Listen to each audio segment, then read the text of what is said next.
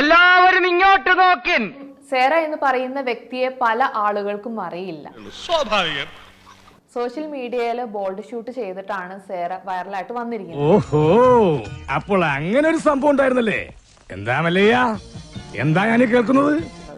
So ഈ ഒരു bold ഷൂട്ടിലോട്ട് Sera പിന്നെ പ്രചോദനം നൽകിയ ഒരു കാര്യം എന്താണ്? കാര്യം എന്താന്ന് വെച്ചാല് ഫിലിം ഫീൽഡിൽ നമ്മൾക്ക് കയറണമെങ്കിൽ ഒരുപാട് വിട്ടുവീഴ്ചകളുള്ള ഒരു ഫീൽഡാണ്. ഈ അടി പിടി വെടി ഇതാണല്ലോ സിനിമ. അപ്പൊ ഞാൻ നോക്കിയപ്പോ ഫീൽഡ് ഔട്ടായി പോവുള്ളൂ. കാരണം നോർമലി ഇപ്പൊ ഒരുപാട് ഹേമ കമ്മിറ്റി പോലത്തെ ഇഷ്യൂസ് ഉണ്ട്. എന്നിട്ട് ചേച്ചി ഇവിടെ വടക്ക് തൊളയിട്ടോണ്ട് നിൽക്കണ, എന്തെങ്കിലും ചാൻസ് കിട്ടുമെന്ന് നോക്കാറുന്നില്ലേ? സോഷ്യൽ മീഡിയയിൽ ഇതുപോലത്തെ കണ്ടന്റുകൾ ചെയ്യുമ്പോൾ നെഗറ്റീവ് കമന്റ്സ് എന്ന് പറയുന്ന ഒരു വിഭാഗമുണ്ട്. ഒരുപാടുണ്ടല്ലോ. അതിനോട് സേറയ്ക്ക് എന്താണ് പറയാനുള്ളത്? എന്റെ കയ്യിൽ അവനെ കിട്ടിയേ ഞാൻ അവനെ അരിഞ്ഞു മുളകിട്ട് അങ്ങനെ തിന്നിടോ. അവര് നെഗറ്റീവ് പറയുമ്പോഴാണ് നമുക്ക് കൂടുതൽ അത് ചെയ്യണം എന്നൊരു എന്റെ ഒരു തോട്ട് അങ്ങനെയാണ്.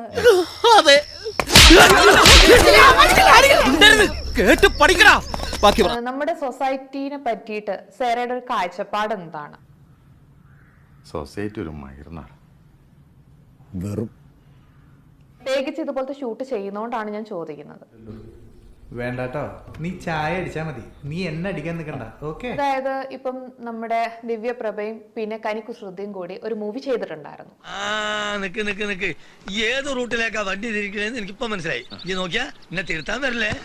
ബട്ട് ആ ഒരു മൂവിയിൽ അവർ ചെയ്ത കുറച്ച് സീൻസ് ന്യൂഡിറ്റിയെ കാണിക്കുന്നുണ്ട്.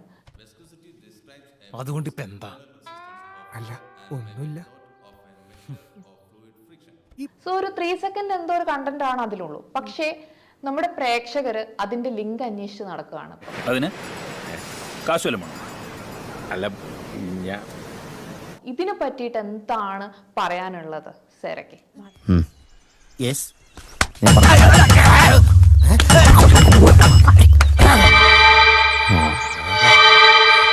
മലയാളികൾക്ക് അത്രയും സെക്സ് ദാരിദ്ര്യമാണെന്ന് എനിക്ക് പറയേണ്ടി വരും.